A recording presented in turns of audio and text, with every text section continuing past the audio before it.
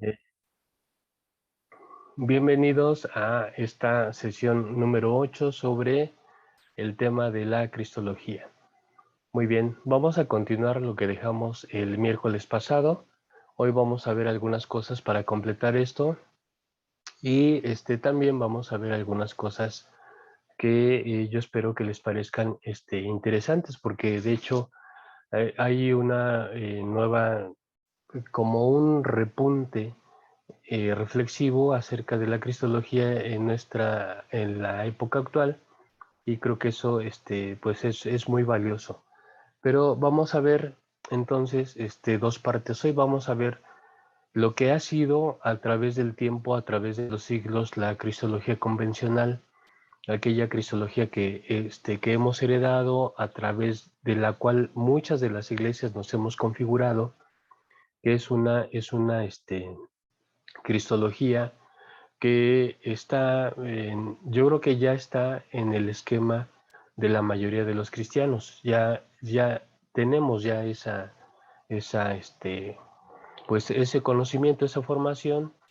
eh, es importante de saberlo porque nuestro comportamiento eclesial y personal, todo ese comportamiento, eh, dijéramos, espiritual y religioso que ahora nosotros tenemos, bueno, es producto de esa visión cristológica que ha perdurado y hemos tenido a lo largo de los siglos. Vimos ya varios antecedentes que nos ayudan a armar un cuadro lo suficientemente útil como para ver desde dónde se ha venido generando toda esta visión cristológica y cómo es que hasta nuestros días, hoy mismo nosotros somos parte de ella, ¿no? Muy bien. Hoy vamos a ver, vamos a arrancar nuestro tema con los oficios de Jesucristo. En la teología sistemática, los oficios se refieren básicamente a funciones ligadas al Mesías, funciones ligadas, en este caso, a la obra salvífica. Y por eso tenemos aquí, utilizando un término que ya veníamos tomando desde la sesión pasada, que es economía salvífica, que esto no es otra cosa sino la administración por la cual Dios ha venido estableciendo su plan salvífico, y del cual Jesucristo es el punto más alto de esa revelación y de esa economía salvífica. Muy bien, pues entonces tenemos los oficios de Jesucristo. Vale mencionar también que todo esto que nosotros empezamos ya a analizar, eh, y que va a impactar también lo que veamos sobre cristología, va a impactar en la soteriología, por supuesto, pero vale la pena señalar, y que esto no lo olvidemos, que es justamente la etapa de la encarnación de Jesucristo donde intervienen, y nosotros cobramos conciencia de todo eso, donde intervienen el efecto de las dos naturalezas. Eh, eh, eh, Hay un término que se suele utilizar para referirse a Jesús en este ámbito de la sistemática, y es hablar de Jesús como el Dios hombre.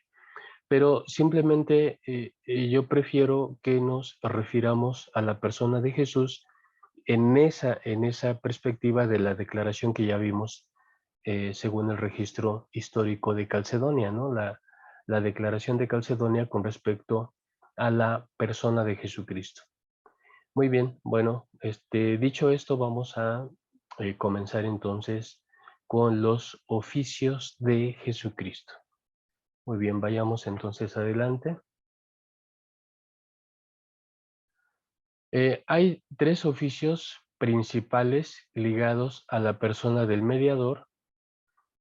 Em, Estos tres oficios lo vamos a ir considerando poco a poco, pero esos tres oficios se fueron identificados desde épocas muy tempranas. Tenemos, por supuesto, vestigios en los propios escritos del Nuevo Testamento, acerca de estas tres funciones de Jesús.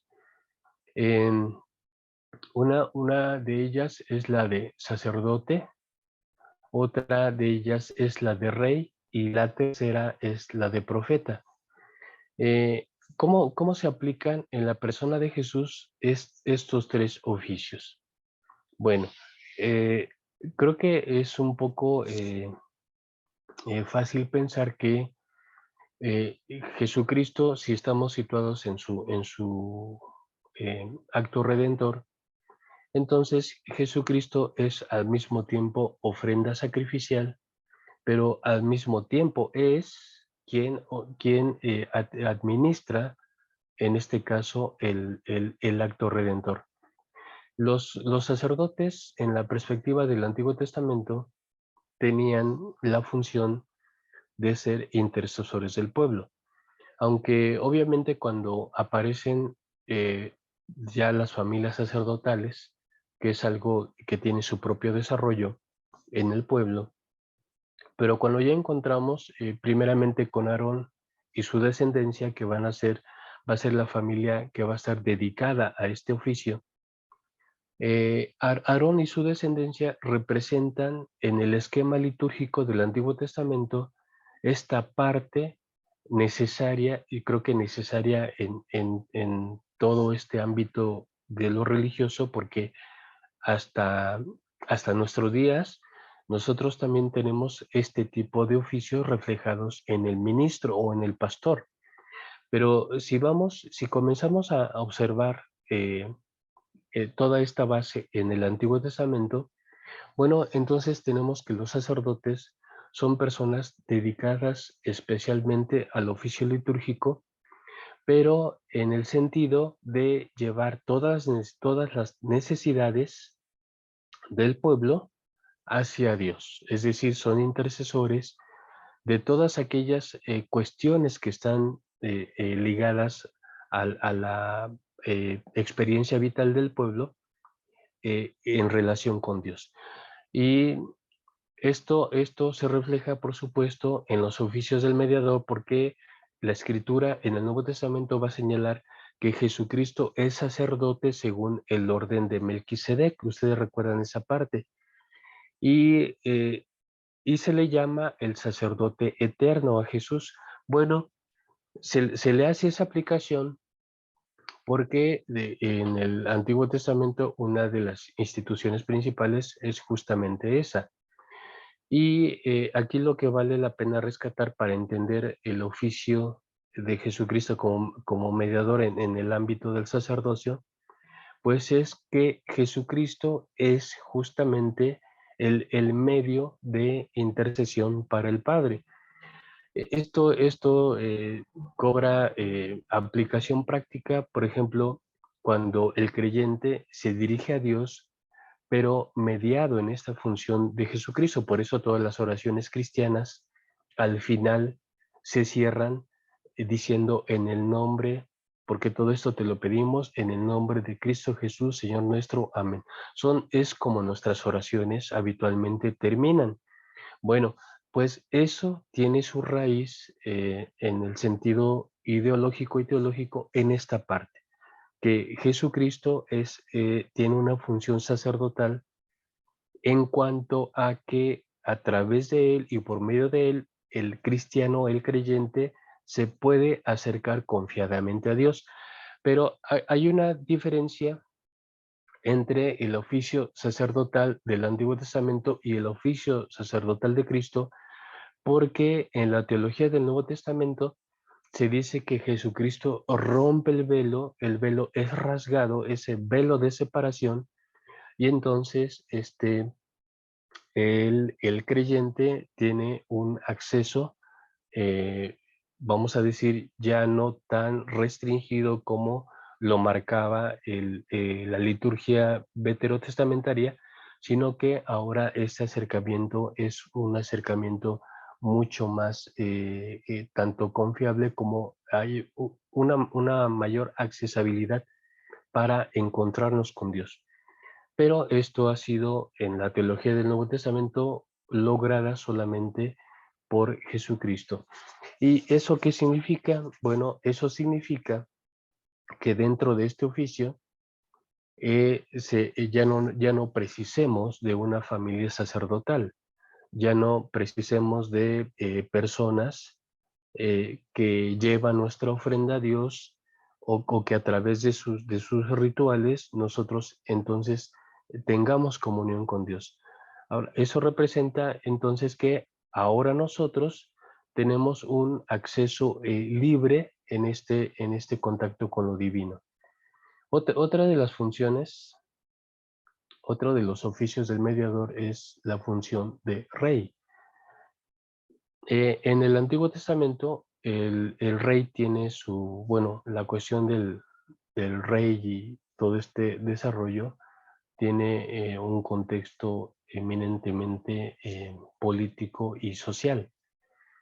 Hay un pasaje en los libros de Samuel donde en ese momento, siendo Samuel quien hacía las veces de tanto la figura de Samuel es muy interesante porque justo en él se reúnen estas tres características también. Samuel hacía oficios sacerdotales. Samuel era la persona designada y autorizada para ofrecer los sacrificios. Por eso es que encontramos un pasaje de cuando Samuel está tardando y Saúl está que salir a la guerra. Entonces Saúl se le ocurre adelantar la cuestión del sacrificio. Bueno, no está Samuel y necesitamos avanzar en esa cuestión de la guerra. Bueno, yo voy a ser el funcionario que ofrezca el sacrificio a Dios. Samuel regaña a Saúl y le dice que ha cometido una falta muy grande y que esa falta le va a costar justamente su rey, bueno, su etapa de rey. Él va a ser destituido. Y repito que Samuel es una figura muy interesante porque Samuel conjunta estas tres cuestiones. Samuel puede ofrecer los sacrificios a Dios, pero también Samuel es juez. En esos registros que hay en los libros de Samuel se puede ver cómo los asuntos de dirección del pueblo y todo eso lo traían a Samuel para que él juzgara.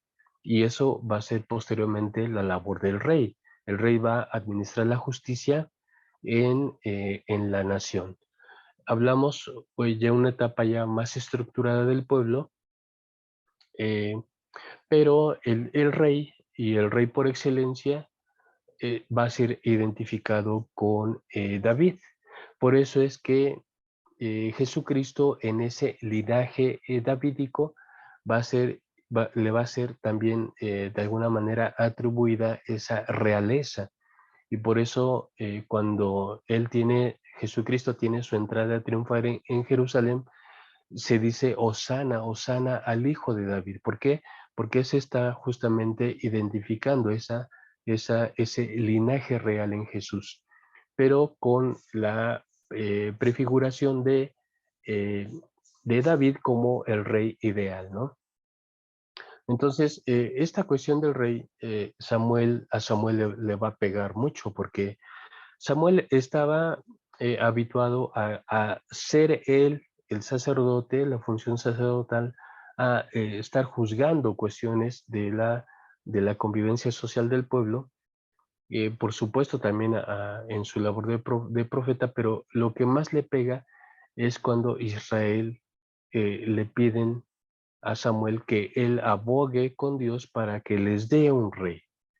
Y sabemos en los registros que ese primer rey que el pueblo pide, bueno, va a ser Saúl. Pero Samuel se pone triste y Dios le dice, bueno, es que no te están desechando a ti, sino me están desechando a mí, para que yo no reine sobre ellos. Pero la cuestión de la monarquía en Israel es un desarrollo obligado. La única manera en que Israel puede sobrevivir no solo en su época, sino a lo largo del tiempo, es consistiéndose en una monarquía, constituyéndose en una monarquía. Esto le iba a traer presencia jurídica y política y diplomática ante el resto de las naciones, pero también le iba o le trajo muchas cosas malas, en el sentido de que como el rey se usaba que bueno, y hasta el día de hoy sucede, ¿no? Entre los gobiernos que existen alianzas y estas alianzas se constituían básicamente por lazos de parentesco político. En este caso, un rey tomaba, si quería hacer alianza con otro rey o un reino con otro reino, se establecían alianzas en el sentido de que se casaban, los hijos de una familia real se casaban con los hijos de la otra familia real, de la otra nación. Por eso es que encontramos que Salomón estableció muchas alianzas políticas y tuvo muchísimas esposas y muchísimas concubinas, pero esa es la cuestión. Entonces, eh, y tarde o temprano, Israel tenía que ser una monarquía. Bueno, pero este es es otro de los antecedentes para hablar del oficio del mediador como rey, porque en el Nuevo Testamento ya no tenemos ciertamente ese hilo del Antiguo Testamento en cuanto a la figura monárquica. De hecho, no existía una monarquía, sino una dominación extranjera. Israel era siervo de Roma, eran una de las naciones tributarias de Roma, pero se va a empezar a levantar esta cuestión de visualizar también al Mesías como rey. Y esto no dejaba de tener y no dejó de tener nunca los tintes políticos, los tintes sociopolíticos, pero fue esta función real de Jesús es algo que mayormente se ligó a la actividad suya, a la actividad ministerial, pero enfocada en ese anuncio apocalíptico del reino.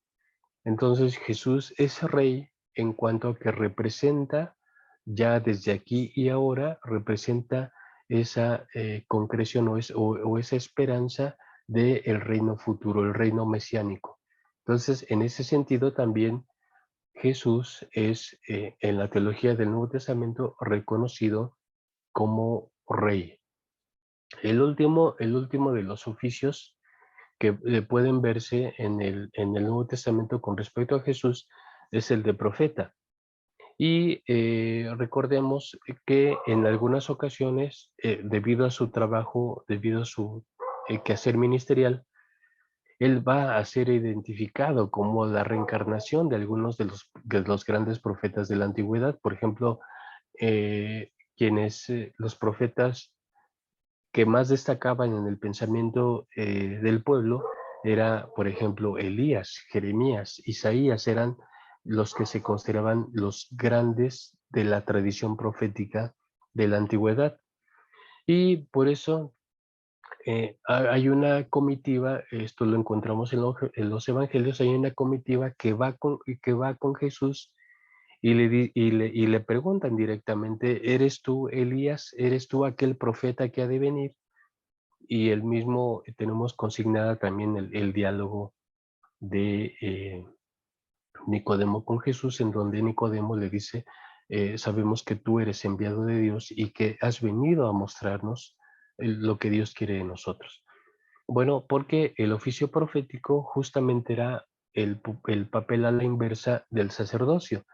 Mientras el sacerdote llevaba hacia Dios las peticiones del pueblo, en sentido inverso, el profeta traía la voluntad de Dios hacia el pueblo. Así es que había un doble flujo de contacto y en este caso Jesucristo es el profeta por excelencia porque va a ser en él y a través de él que Dios va a ser revelado. el profeta, una de sus tareas principales era traer la palabra que necesitaba el pueblo y con ello la dirección que necesitaba el pueblo para seguir adelante. Y eso es lo mismo que hace Jesús, solamente que Jesús lo hace en esta misma línea profética, pero lo hace de una manera excelente, ¿no? Jesús es el profeta por excelencia porque él y solo él puede traer para todos nosotros la última y la más confiable palabra de Dios. Porque él mismo, y no solamente en el discurso, sino porque él mismo es la palabra de Dios. Es como dice el evangelista Juan, Jesucristo es la palabra encarnada de Dios. Así es que todo lo que Jesús haga, todo lo que Jesús lleve a efecto, es palabra de Dios o es la voluntad divina. Y esto es algo que va a ser también muy destacable en la teología del Nuevo Testamento porque se va constantemente a, a afirmar o se va a justificar, es la palabra, se va a justificar la actividad de Jesús, lo que él dice, porque él va a señalar constantemente, oísteis que fue dicho a los antiguos esto, mas yo os digo. Entonces, esa cuestión de mas yo os digo, justamente es el oficio profético, en donde él actualiza para el pueblo, actualiza para el presente la voluntad de Dios. Bueno, estos son los tres oficios ligados al mediador. Son los tres oficios que van a destacar en toda esa experiencia que Jesús va a tener aquí en la tierra. Ahora, ya empezamos entonces a hacer un avance de qué es lo que em, representa cada uno de los oficios eh, en este papel que tiene el mediador. Bueno, aquí tenemos las tres instituciones del pueblo de Israel como antecedente para los oficios de Cristo. Es algo que ya empezamos a comentar. La función sacerdotal, su papel principal es interceder ante Dios. La función del rey es regular el orden social y la función profética es exponer la voluntad divina. Entonces, básicamente esas funciones son las funciones asociadas al mediador, son lo que se conoce en teología sistemática como los oficios de Cristo. Ahora, estos oficios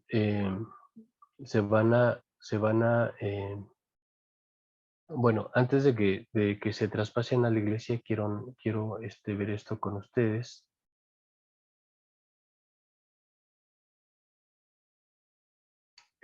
Estas mismas funciones, las funciones del mediador, que son básicamente estas tres, una va a ser expiar las culpas. Ya decíamos al inicio de la clase que Jesucristo va a ser ofrenda, él mismo es ofrenda, pero también él mismo es administrador. ¿Cuál era la función principal del sacerdote? Bueno, la función principal del sacerdote era expiar las culpas. Em, el concepto de expiación, es, aquí fíjense cómo esta parte es, teológicamente esta parte es muy interesante. ¿Por qué Dios precisa de la expiación? Sabemos que en el Antiguo Testamento existe todo un esquema sacrificial cuya función esencialmente es expiar la culpa. Ahora, la pregunta es, ¿por qué expiamos la culpa? ¿Por qué la culpa tiene que ser expiada? Am, Esta parte creo que a veces no se entiende bien en el sentido profundo que tiene. Expiar las culpas. Voy a traer para ustedes un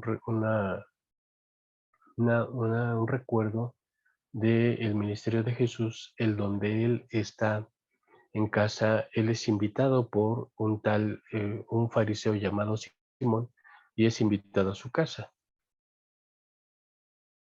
Y estando allí, este es un relato que aparece en Lucas 7, pero cuando está Jesús allí en la casa de Simón, aparece una mujer de mala reputación, y esta mujer empieza a hacer una serie de cosas con Jesús. Empieza a llorar y sus lágrimas mojan sus pies. Ella, al darse cuenta de que estaba ya prácticamente bañando los pies del Señor, empieza a tratar de secarlos con sus cabellos, descuelga su cabellera para secar los pies del Señor, y después los unge con un perfume. Y en el relato se dice que Simón está contrariado por esa situación y está pensando dentro de sí algo inadecuado. Dice, él piensa, si Jesús realmente fuera profeta, sabría qué clase de mujer es la que le está tocando. Y en ese relato Jesús expone una parábola muy sencilla a Simón, y le dice: Simón, una cosa tengo que decirte. Simón le responde: pues dime, Señor. Y Jesús le dice: mira, he aquí que un acreedor tenía dos deudores. Uno debía una cantidad no muy elevada, pero el otro sí debía una cantidad prácticamente impagable. Pero el acreedor perdona a ambos. ¿Quién es?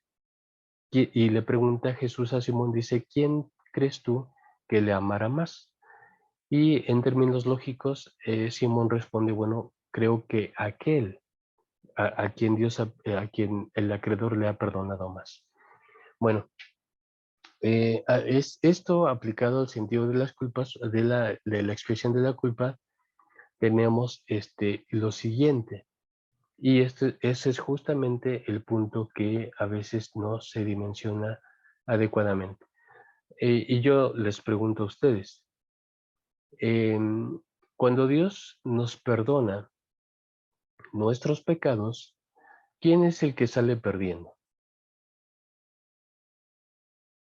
Si Dios nos perdona nuestros pecados a todos nosotros, ¿quién es el que sale perdiendo?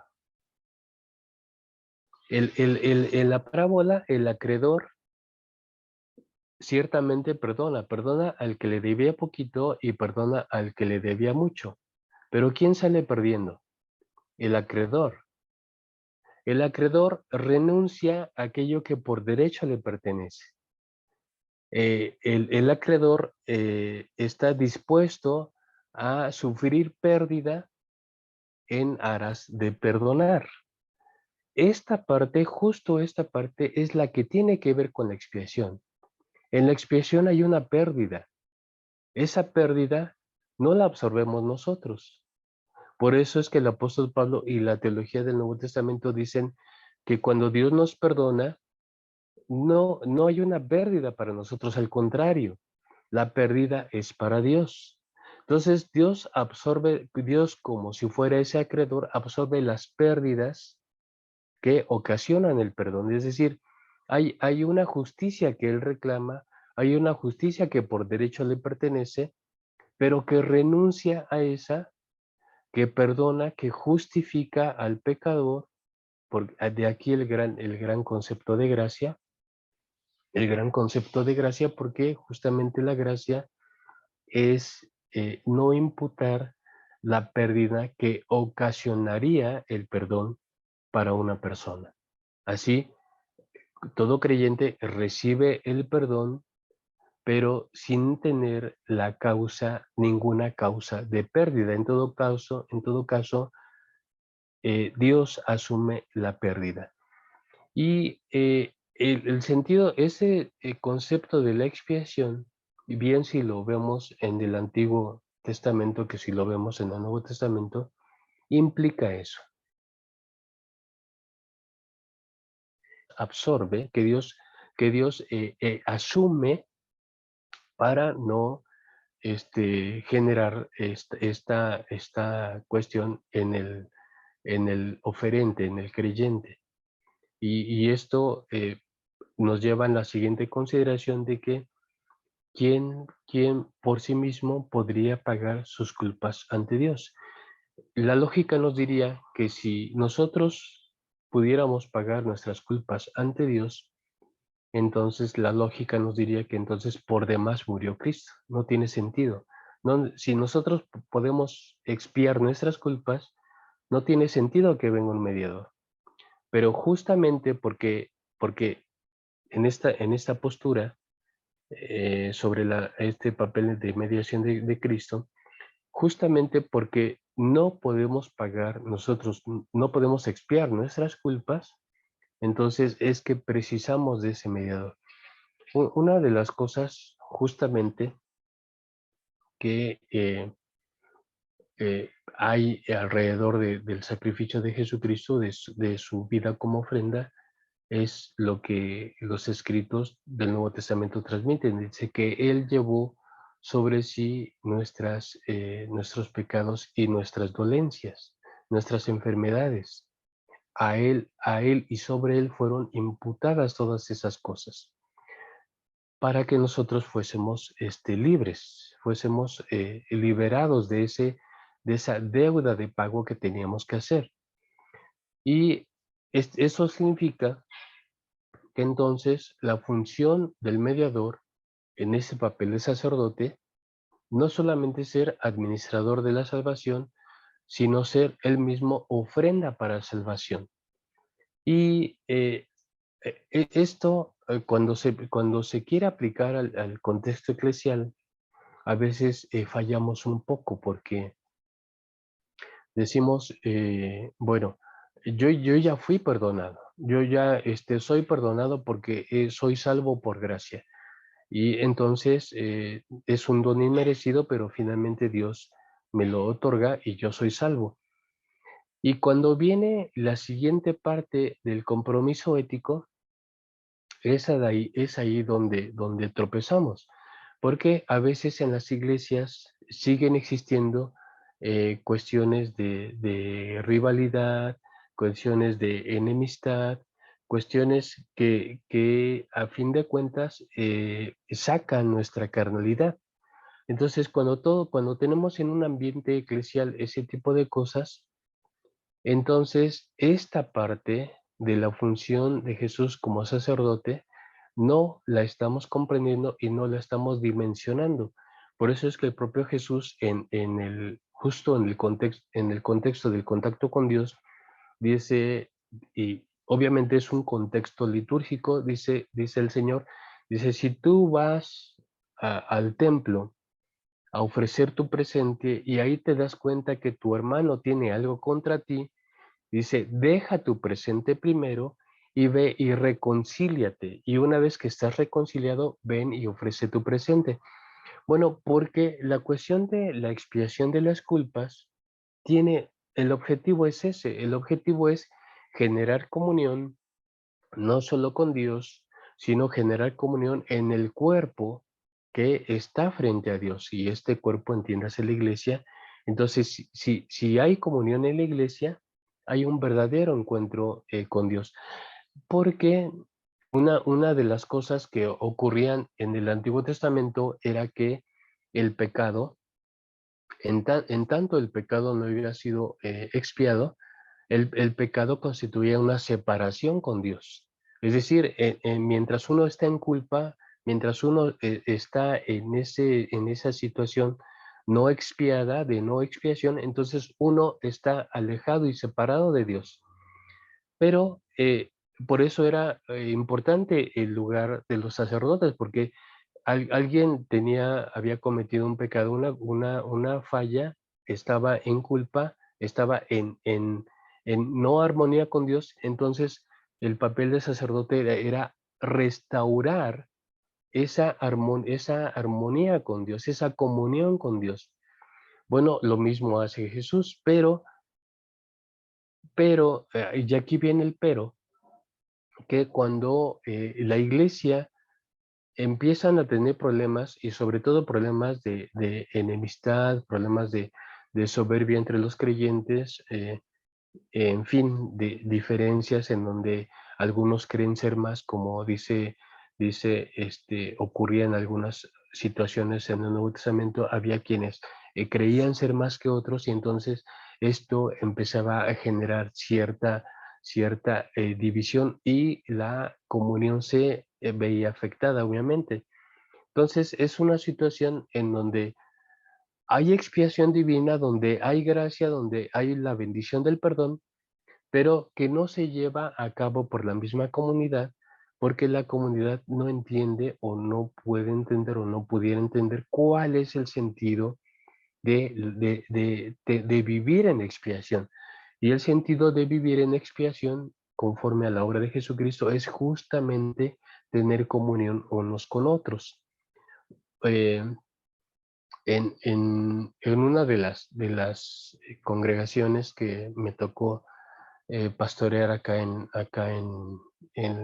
la Ciudad de México, porque les voy a decir que yo fui pastor en dos periodos muy cortos, uno de 3 años y medio y otro de como 2 años, 8 meses, pero en donde estuve 3 años y medio, yo llegué a una iglesia muy conflictuada porque justamente estaba en la cuestión aquí en México se vivió de una manera muy fuerte de lo que es el aplauso y la danza en el desarrollo del culto.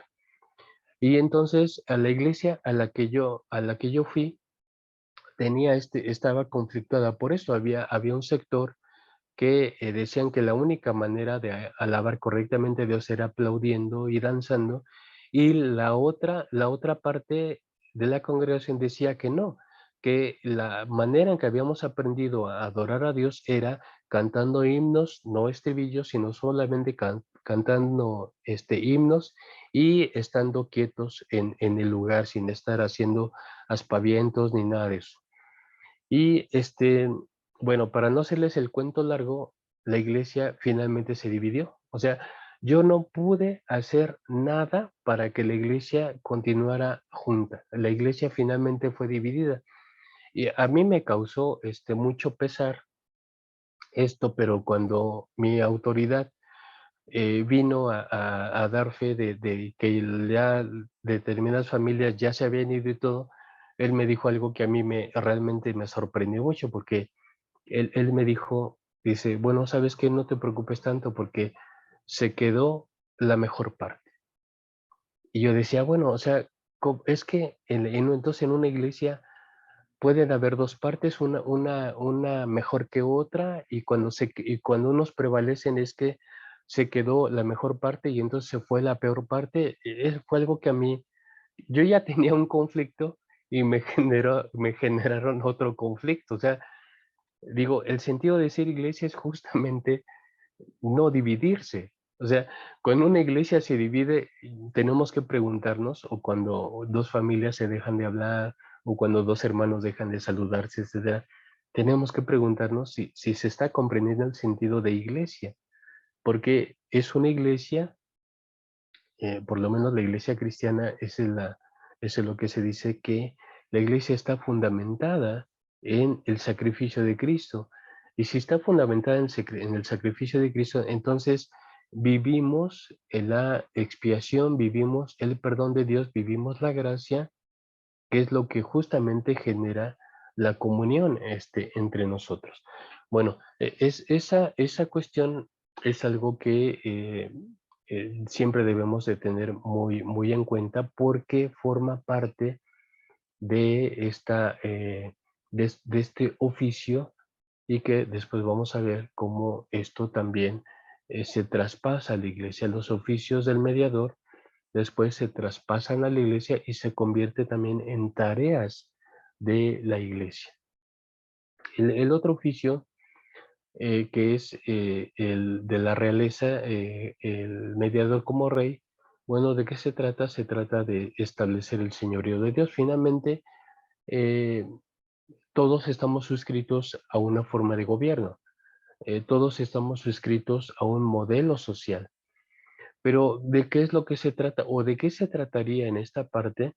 Bueno, se trataría de establecer el señorío de Dios en la experiencia que nos toca vivir, no importando la nación o el modelo social que tengamos, el modelo sociopolítico que tengamos, ni nada de eso, pero en este caso significa establecer, y establecer el señorío significa que eh, Dios y Jesús se convierten en nuestra guía en, en nuestro comportamiento cotidiano, en donde les reconocemos a ellos como reconocemos el señorío de ellos y aplicamos en nuestra vida lo que ahora entendemos que son los valores del reino. Y este establecimiento del señorío es por supuesto, una de las cuestiones graduales en donde estamos en esa doble tensión, estamos en esa tensión donde es el ya, pero el todavía no. O sea, ya vivimos, ya empezó a establecerse el señorío divino con la presencia de Jesús, pero desde entonces y a partir de él estamos marchando hacia una realización plena de lo que conceptuamos como el reino de Dios. Y una de las figuras que acompañan el retorno del Señor es justamente como rey y juez. En la expectativa de la Escritura, cuando el Señor regrese por segunda vez o en su segundo retorno, más bien cuando Dios retorne, no es segundo retorno, cuando Cristo retorne, Él vendrá bajo esa figura de rey y de juez. Muy bien, pero nosotros ya participamos ahora, la iglesia completa participa ahora en esta esperanza del establecimiento del reino prometido. Y la función la función profética es la revelación. Esta palabra es muy importante, revelar. Revelar es descubrir no algo que no existe, sino es descubrir algo que está allí, pero que por muchas cuestiones o razones no se pueden ver, no se puede apreciar, no se puede hacer una correcta apreciación porque hay algo que impide hacerlo. Bueno, en este sentido, el profeta, cuando en el Antiguo Testamento estaba el pueblo desviándose, el profeta tenía que hacerle ver al pueblo las fallas que estaban cometiendo. Por eso este revelar es, si ya lo tomamos para nosotros, este revelar es poder descubrir la intención de Dios que siempre ha estado ahí, pero que por una u otra razón no somos capaces de ver, pero que nos es revelada, que es descubierta para nosotros, que es hecha cercana para nosotros y nosotros ahora descubriéndola, comprendiéndola y asimilándola, podemos llevar a efecto lo que el Padre quiere. Por eso es que la función profética de Jesús es muy evidente en el Nuevo Testamento y de manera especial en los escritos paulinos y en los escritos de Juan. En, en, en, En Juan, de hecho en Juan es muy interesante porque aparece una vinculación de Jesús con respecto al Espíritu en esta función revelatoria. Y en esta función revelatoria dice que Él ya ha dado a conocer al Padre, dice, yo ya os he dado a conocer al Padre, es decir, el oficio profético, ya os he dado a conocer al Padre y todavía lo haré aún más, pero ahora será a través del Espíritu Santo. Y cuando empieza a describir las funciones del Espíritu Santo, cuando dice que Él os llevará hacia toda verdad y Él revelará todo lo que haya, todo lo que falte por hacer.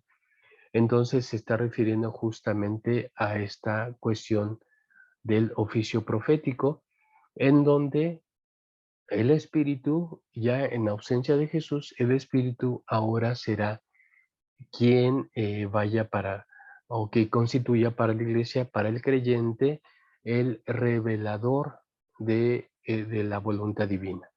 Y esto va a continuar con nosotros, va a continuar para todos los cristianos como también una labor continuada. Muy bien, bueno. eh, Ahora, esta parte dice, las funciones del mediador se traspasan a la iglesia como una tarea misional. Las funciones del mediador se traspasan también a la iglesia como una tarea misional. Y aquí tenemos tres aspectos que al observarlos nos damos cuenta que son es otra manera de decir los oficios del mediador, los oficios del Mesías, pero en este caso ya aplicados al contexto eclesial. Entonces, en el primer punto tenemos la cuestión de la expiación. Allí cabe perfectamente la cuestión de la labor sacerdotal. ¿Cuál es nuestra labor sacerdotal como iglesia? Es seguir aplicando, seguir comunicando el sentido profundo que tiene la expiación. Y que la expiación, en los términos cristianos, es llamar al arrepentimiento y al perdón de pecados. Que esto está simbolizado en uno de los dos símbolos cristianos, que es el bautismo.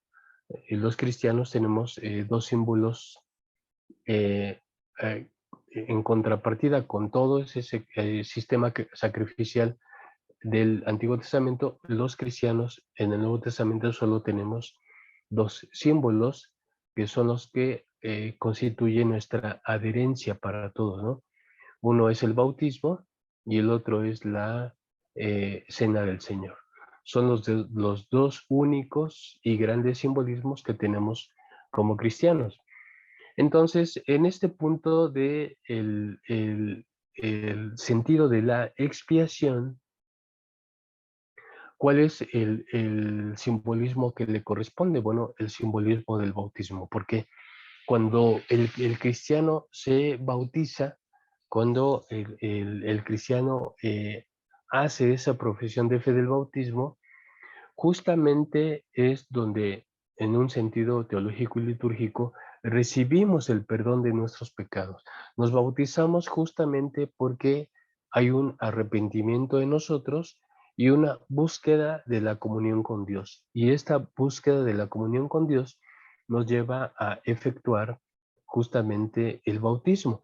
Por eso es que en lo que se conoce como la Gran Comisión en Mateo 28, es donde ir por todo el mundo y predicar el evangelio a toda criatura, dice, bautizándoles en el nombre del Padre, del Hijo y del Espíritu Santo. Entonces, la cuestión expiatoria del llamado al arrepentimiento y del llamado al perdón, a la comunión con Dios, es justamente esta es una expresión que viene a tener lugar en el bautismo.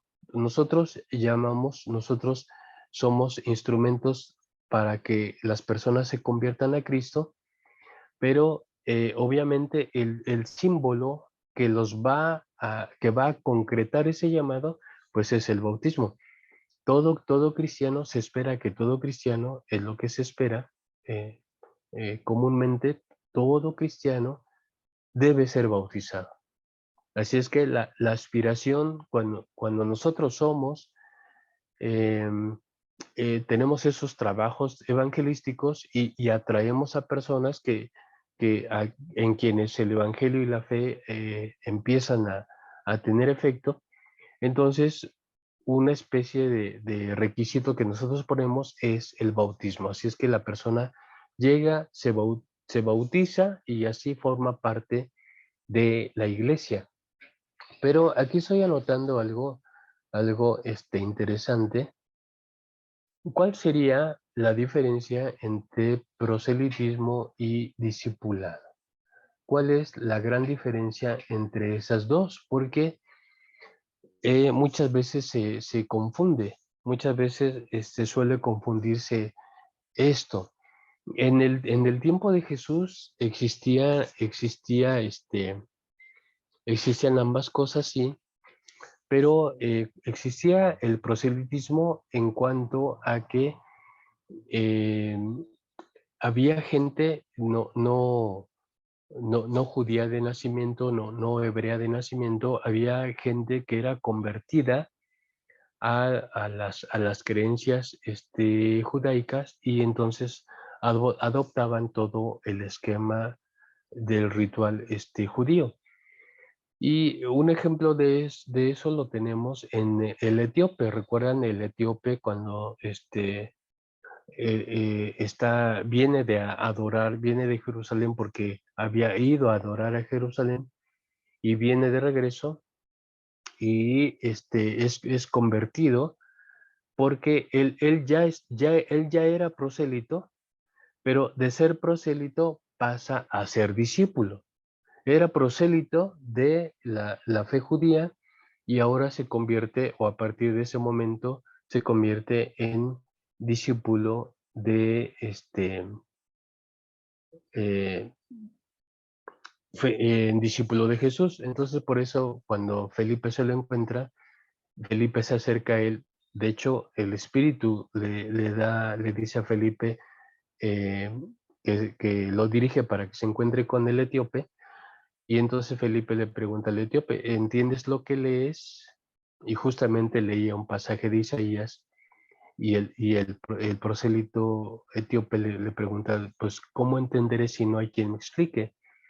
Ahí Felipe lo evangeliza y justo o fruto de la evangelización es cuando el etíope ve agua y dice, bueno, he aquí agua, ¿qué impide que yo sea bautizado? Entonces, esta cuestión del llamamiento al arrepentimiento y al perdón de pecados reflejado en el ritual del bautismo, en el símbolo del bautismo, va a ser una característica propia de la iglesia, del cristianismo, para comenzar con esta parte del oficio sacerdotal. Pero repetíamos que hay una gran diferencia entre proselitismo y discipulado. Hay una diferencia entre proselitismo y discipulado. Les pregunto, vamos a abrir un poquito el diálogo. ¿Cuál pudiera ser una diferencia entre proselitismo y discipulado? ¿Cómo sería vivir en un modelo proselitista y cómo sería vivir en un modelo de discipulado?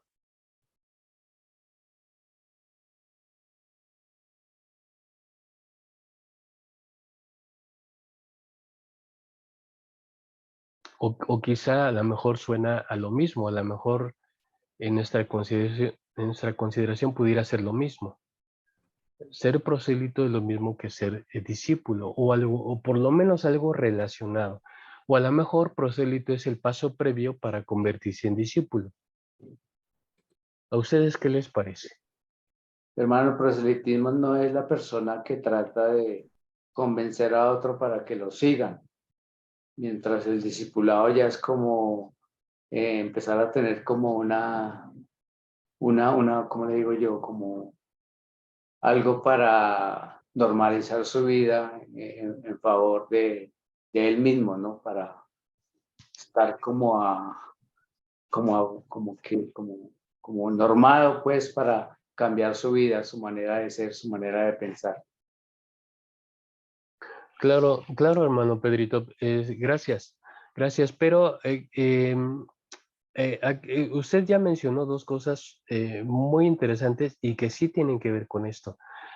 Esperamos que el prosélito siga un cierto esquema, un cierto cuerpo de creencias, es convencer a alguien para que adopte el mismo modelo de creencias que yo ya tengo, ¿no? Esto se vive mucho en el ámbito de la política, hacer proselitismo. Hacer proselitismo es convencer a alguien para que esté convencido y promueva mi modelo, vamos a decir, ¿no? Mi propuesta política, ¿no? Eso lo hacen mucho los políticos. Pero en el ámbito religioso puede llegar a pasar lo mismo. Pero antes de que yo siga avanzando con esto, me gustaría tomar la participación de mi hermana Bere para ahondar más sobre esto. Gracias, hermano Paz. Buenos días. Bueno, no, lo decía bien mi hermano Pedrito. Proselitismo eh, es el empeño o las ganas que una persona le pone para poder convencer a otras. Ganar seguidores o adeptos que puedan creer o estar convencidos de su forma de pensar o de su filosofía, lo que fuera, lo que proponga. Y lo pone usted muy, muy claro en el ejemplo de lo que es la política. Y el discipulado me parece que tiene que ver con la propia convicción de querer seguir a alguien, pero el discipulado se vive siempre y cuando esté a la par con del que uno quiere aprender. Eh, Implica una estrecha relación, un conocer a la otra persona eh, o, eh, o discipular a alguien es estar compartiendo esa relación íntima entre estas dos para que la otra aprenda a ser como yo quiero o yo ser como quien quiero seguir. Y bueno, creo que sí hay una gran diferencia entre una y otra, aunque usted lo dice bien. Muchas veces en la iglesia vivimos, ¿no? Las dos formas, o somos prosélitos de algún pastor, de alguna idea, de algunos hermanos, pero también creo que también sabemos quienes podemos ser discípulos, ¿no? Aunque el ideal es discípulos de Cristo, creo que también muchas veces cerramos el camino y a veces nos volvemos discípulos de alguien más, ¿no? De una persona tal cual nosotros. Pero creo que sí, hay una gran diferencia entre ambas palabras, proselitismo y discipulado. Gracias. Ok, muchas gracias, hermana Bere. Voy a conjuntar porque me aportaron muchas cosas muy valiosas, tanto mi hermano Pedro como Bere. Pero miren, les voy a poner un ejemplo bastante habitual. Em, hace no mucho tiempo se predicaba la manera de ganar a otros, porque esos otros no era que no creyeran en nada, sino esos otros eran o católicos o pentecostales o testigos o de lo que ustedes quieran, pero esos otros ya tenían un cierto modelo de creencias. Entonces, ¿en qué consistía la tarea evangelística hace no mucho tiempo? ¿En qué consistía? Bueno, en decirles a esos otros que aquí estaba la verdadera doctrina, la verdadera iglesia. Aquí sí conocemos a Dios. Entonces, nuestras herramientas para evangelizar justo era la doctrina, porque los traíamos a conocer la verdadera doctrina y por lo tanto a la verdadera iglesia.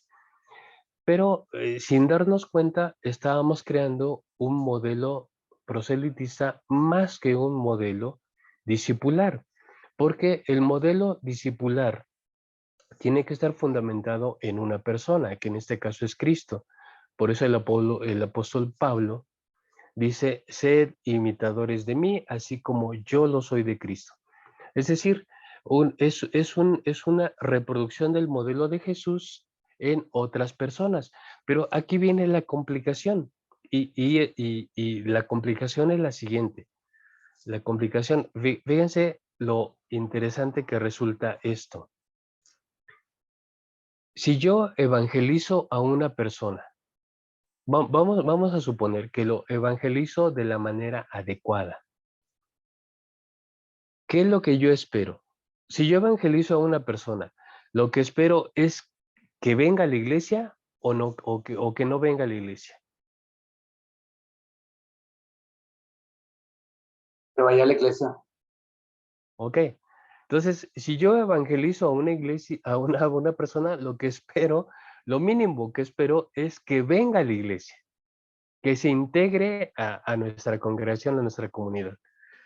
Justamente, justamente creo que es donde nos estamos moviendo en la línea media, nos estamos moviendo casi, casi en la separación de la actitud proselitista y la actitud de discipular, porque cuando uno discipula, ¿qué es lo que uno quiere?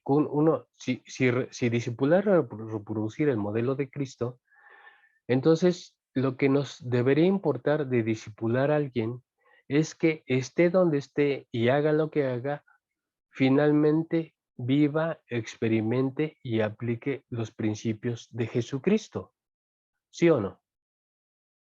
Pero cuando consideramos que además de eso tiene que ser parte de nosotros, entonces es donde estamos jugando en la línea media, porque por un lado anhelamos que esa persona, como dice mi hermano Pedrito, sea transformada por el Evangelio, sí, pero que esa transformación del Evangelio ocurra aquí con nosotros en la iglesia, como si fuera el lugar autorizado. Por eso es que en el Nuevo Testamento hubo este conflicto. Bueno, o sea, quieren acercarse a Dios, que quieren tener un contacto con Dios, adopten el ritual judío. Y por eso los grandes conflictos que estuvo el apóstol Pablo, perdón, el apóstol Pablo, de los judaizantes, de que estaban sobre Pablo, porque para los judaizantes estaban totalmente convencidos de que sí debían creer en Cristo, pero a ese creer en Cristo tenía que complementarse con el ritual judío identificado en la circuncisión. Y entonces este conflicto llegó a tal grado que hubo también una confrontación entre Pablo como apóstol de los gentiles y Pedro, el apóstol de la parte de los convertidos judíos. Entonces llegó un momento en donde Pablo le dice a Pedro, dice, bueno, ¿cómo tú tienes ese comportamiento? Cuando estás con judíos, adoptas todo el ritual judío, pero cuando estás con gentiles, te olvidas del ritual judío. Entonces, no estás haciendo mal tú, Pedro.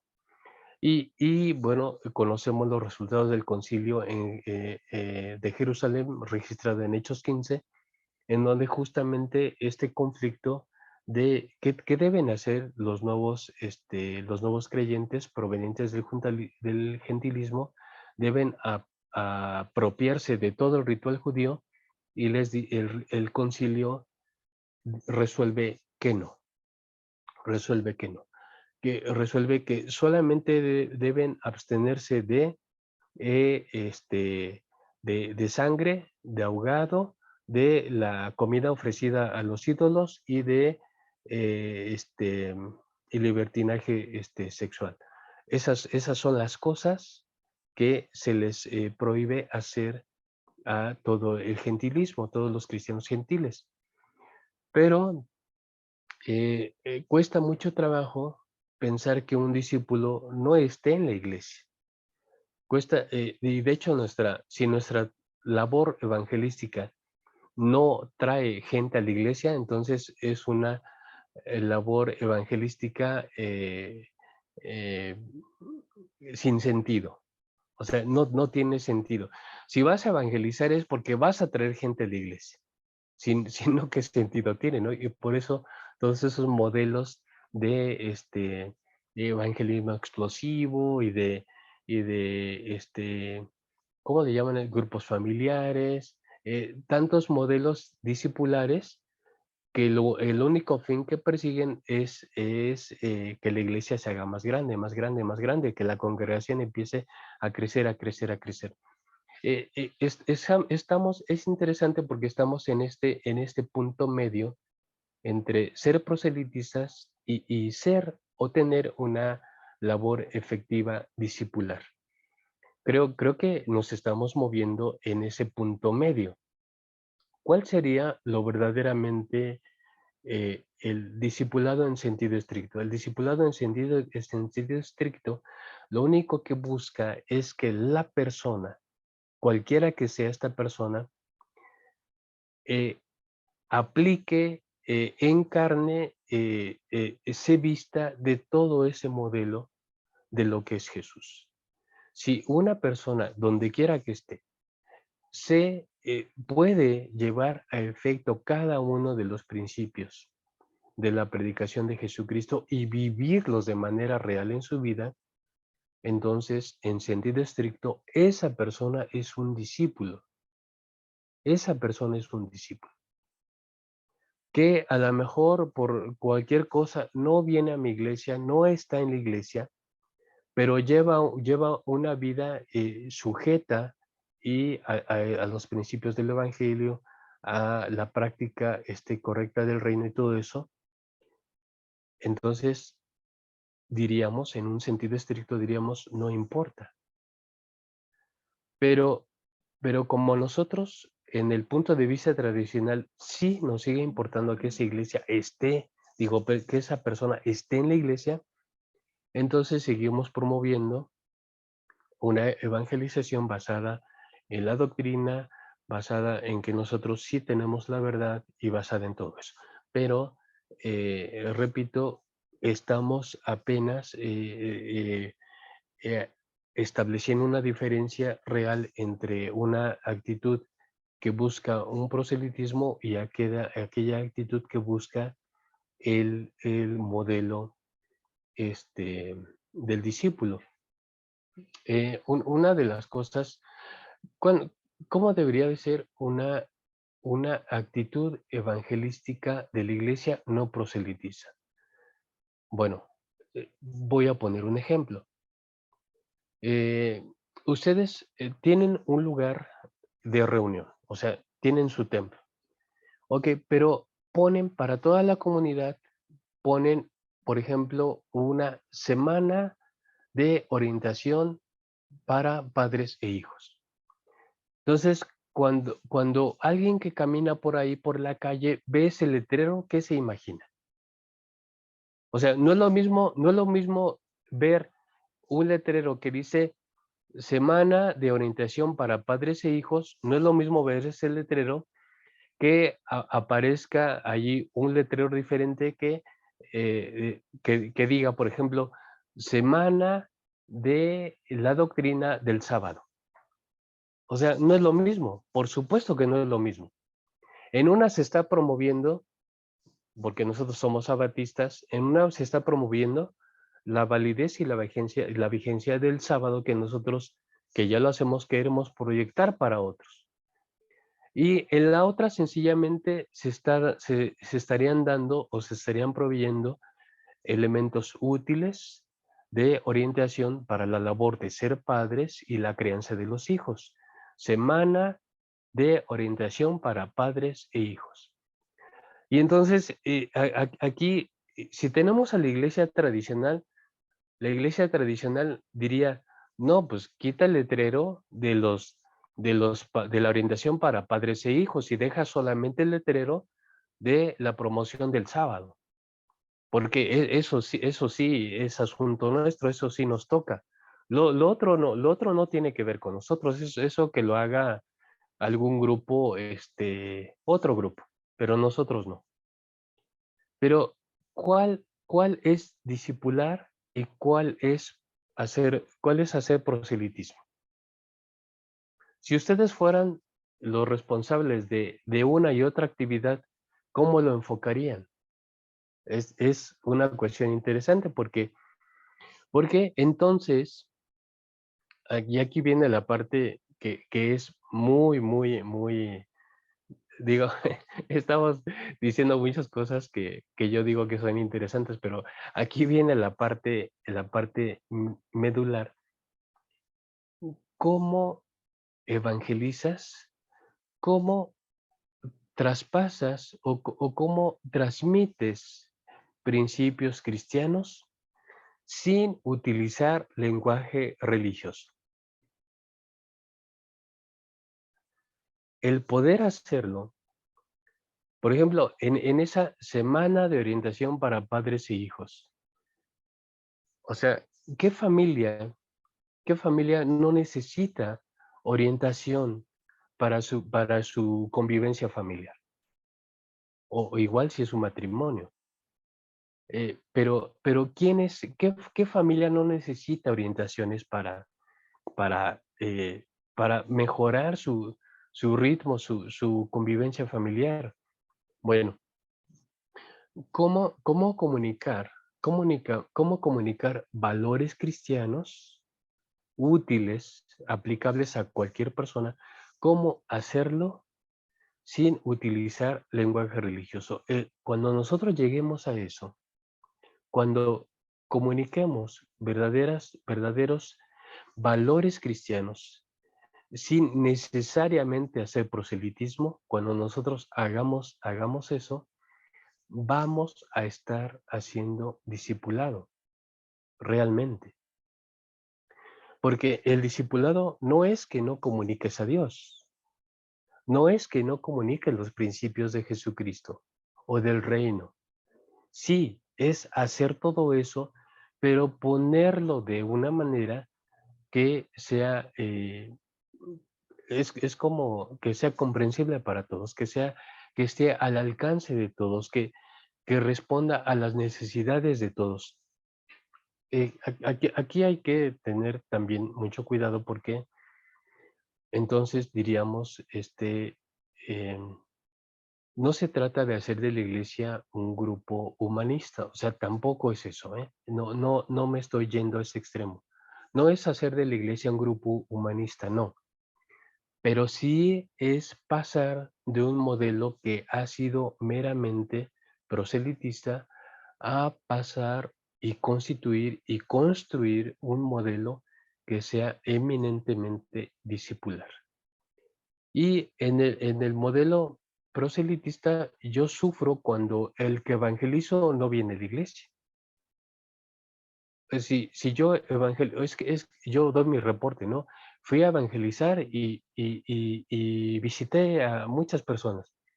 Obviamente me van a preguntar, ¿y a quién trajiste? Porque aquí no vemos a nadie.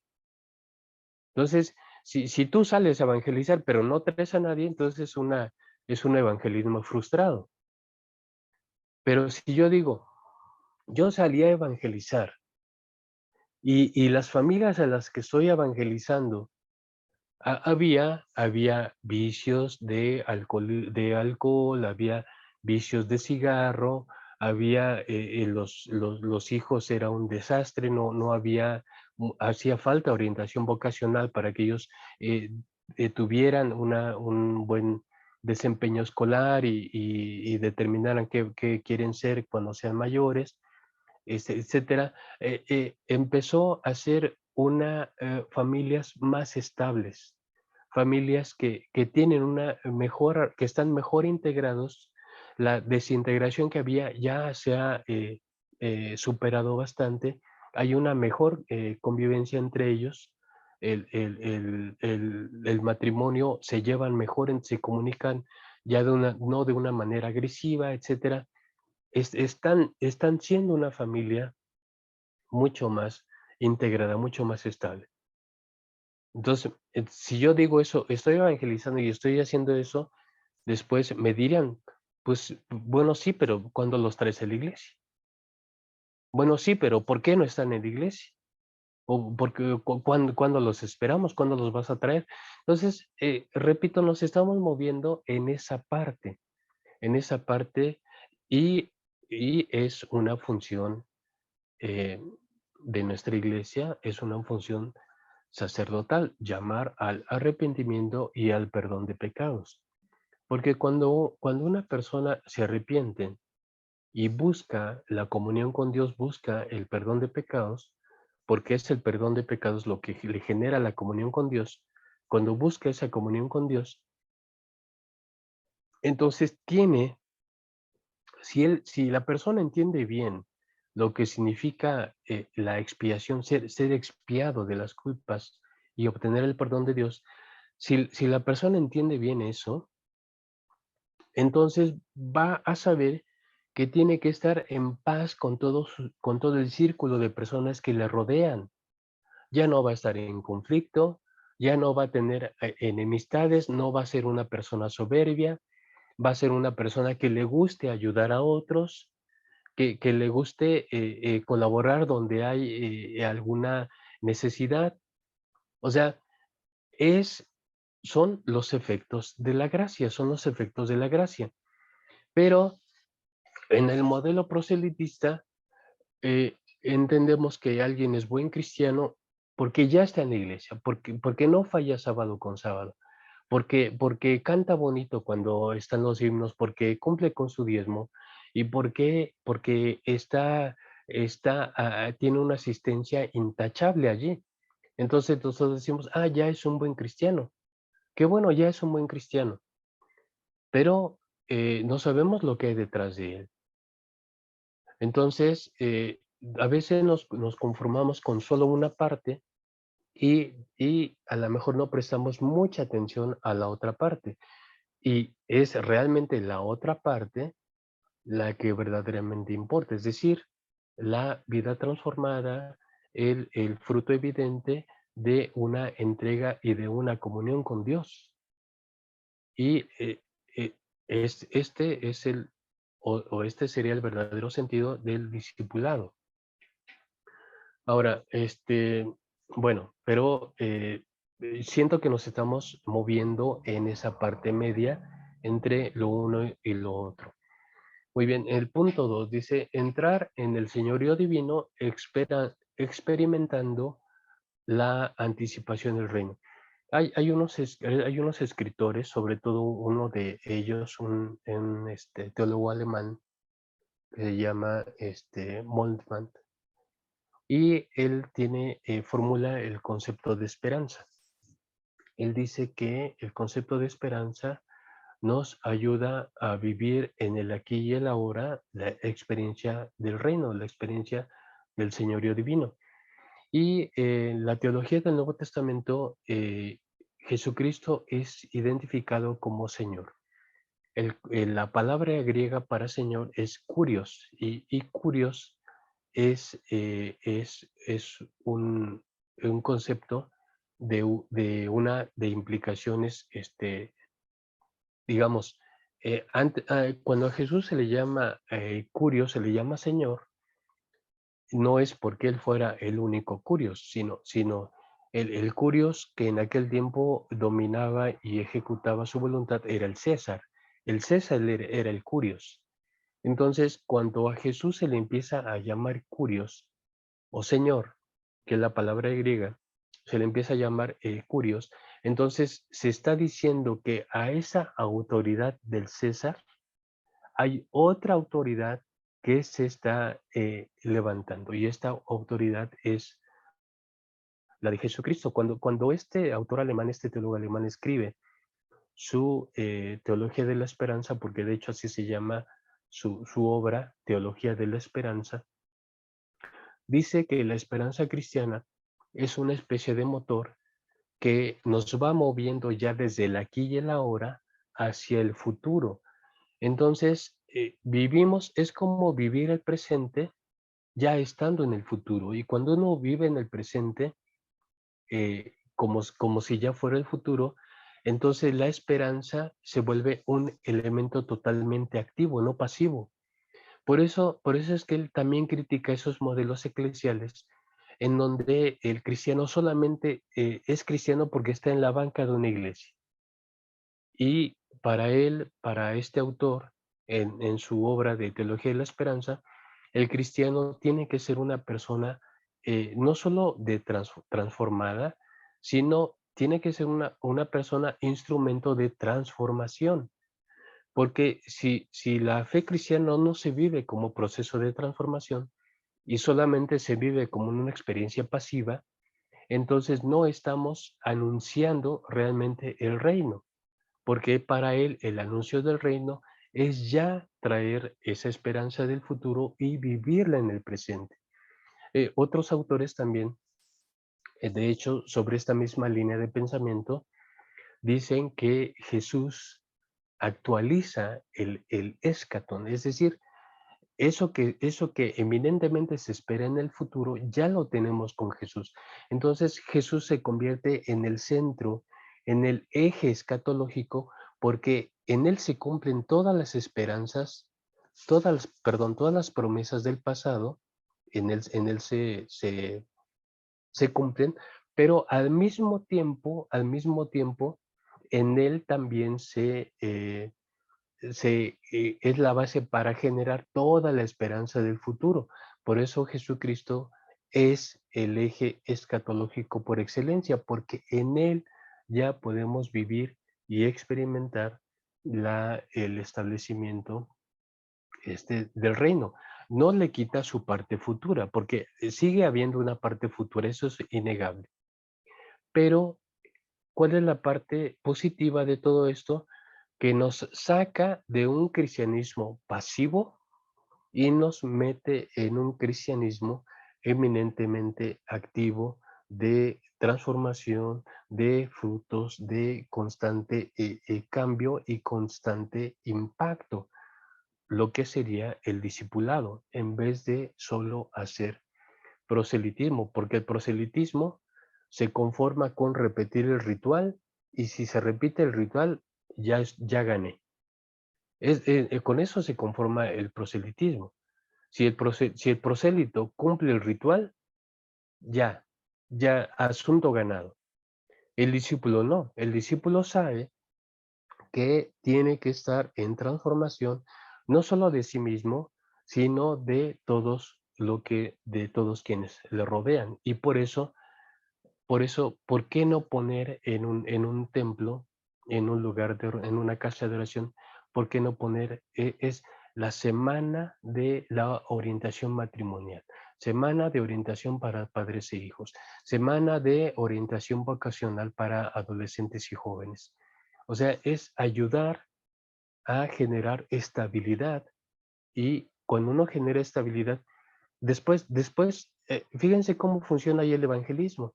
Uno lleva estabilidad a una familia que lo necesita, a un sector que lo necesita, y después esos que reciben esa bendición van a decir, oye, ¿cómo es que tú aprendiste todo esto? ¿De dónde sacas tú todo esto? Y entonces ahí viene el testimonio. Es que sabes que, mira, yo soy creyente, yo formo parte de una iglesia. Y en esta iglesia nuestras convicciones son estas y creemos así y por eso hacemos esto. Y esas personas van a decir, oye, ¿me invitas a tu iglesia? Entonces es una evangelización diferente, porque es una evangelización basada en la transformación, basada en el fruto. Y, y ya no va a ser necesario que yo los convenza de traerlos. Ellos van a querer venir a donde toda esta bendición se está generando. Y donde toda esta bendición se está generando es la iglesia, pero es una iglesia que está basada en estos principios. Bueno, el último punto para ir ya cerrando nuestra sesión de hoy, el último punto es el punto del profetismo, persuadir, convertir al mundo de su mal camino. La labor profética. Esta labor profética es muy importante también. Lo fue para el modelo profético en el Antiguo Testamento, lo fue para el propio Jesús en su labor ministerial y lo sigue siendo para la iglesia actual sobre persuadir al mundo del mal, persuadir al mundo del pecado, convertir al mundo de su mal pecado y por eso la figura que resalta, que destaca con respecto al papel de la iglesia es ser sal. sal de la tierra, es decir, ese elemento que impide la corrupción. Si estamos en un contexto como el contexto bíblico, donde no había refrigeración y en un clima desértico, pues los alimentos tienen que preservarse, y la sal era un elemento muy útil para evitar la degradación de los alimentos o la degradación de aquello que iba a servir para preparar los alimentos. Entonces, de manera figurativa, se utiliza la labor de la iglesia también como ese elemento de la sal que impide que las cosas se pudran, que las cosas se corrompan. Y el llamado de Jesucristo con nosotros es: vosotros sois la sal de la tierra. Es un llamado profético. Pero también siento que este papel profético de la iglesia no se lleva bien a cabo, o no, o por lo menos no en la expectativa del reino. Ser profetas hoy, ser profetas de Dios hoy. Hay muchas cosas mal en el mundo. Naturalmente hay cosas buenas, sí, claro, hay muchas cosas buenas, sí, pero es lamentable cuando todas esas cosas buenas no alcanzan a todos. Esas cosas buenas que hay en el mundo alcanzan solamente a unos pocos y no a la mayoría. Lamentablemente, la mayoría está en mucha limitación, está en muchas cosas, en una situación no deseable. Y es aquí donde debe surgir la labor profética de la iglesia. Y entendiendo que esto también constituye una tarea misional. No somos llamados a desempeñar un papel profético de manera accidentada o accidental, sino que se convierte en una tarea que nos constituye. Somos constituidos también eh, en profetas para el mundo. No en el sentido solamente de revelar la voluntad de Dios, porque hay dos partes del profetismo. Uno es revelar la voluntad de Dios, pero la otra es señalar lo que está mal. Señalar dónde no se está haciendo bien la justicia. Y créanme que en esta cuestión hay muchas tareas por hacer.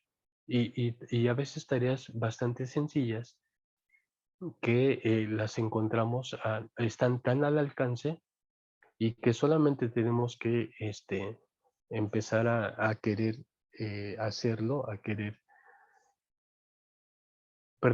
generar estos impactos para de manera real hacer esta labor profética, esta labor como profetas también en un mundo que está impedido también para poder ver a Dios, para poder ver su voluntad y discernir qué sería mejor para todos. Porque la mayoría de la sociedad, y mucho sucede en México atravesamos muchos problemas de corrupción en muchos ámbitos. Es triste, pero así está ahorita nuestra situación en México. Pero tenemos una iglesia, tenemos una experiencia eclesial conformada y reducida, enclaustrada en el templo. No es esa comunidad eclesial que está haciendo profecía, que está lanzando qué es la voluntad de Dios, qué cosas están mal. No, es una iglesia que estamos solamente mirando hacia adentro y conformándonos con lo que hay adentro del templo, no mirando hacia afuera. Hacia afuera está lo malo, hacia afuera está el pecado, miremos mejor hacia adentro. Y esto es un gran problema en esta tarea eclesial, porque no estamos tomando nuestro papel misional en este sentido. Muy bien, hermanos. Miren, Podemos seguir comentando más sobre esto. De hecho, tengo esta última parte de la cristología moderna, que es lo que yo les había mencionado, pero ahorita por tiempo, prefiero que dejemos aquí y nos va a servir porque todo esto ya está unido con el siguiente tema a desarrollar en las siguientes 2 semanas, que es la soteriología, la doctrina sobre la salvación. Esta última parte de la cristología que consideramos el día de hoy, ya nos está conectando con la soteriología. Entonces, me gustaría parar aquí y preguntar si hay algún comentario, alguna observación, alguna pregunta por parte de ustedes y soteriología, pero retomando esta última parte que tratamos de la cristología. Muy bien, ¿alguna pregunta o comentario, queridos hermanos? Bueno, parece que no, ¿verdad? Muy bien, pues Ay, bueno, muy claro todo, gracias. Eso, ha sido muy claro todo, hermano, y Dios lo bendiga porque eh, trabajar la función de mediador que sea traspasada a la iglesia, pues es una tarea para nosotros que tenemos que desarrollar y sacar el resultado de lo que realmente se debe hacer como iglesia.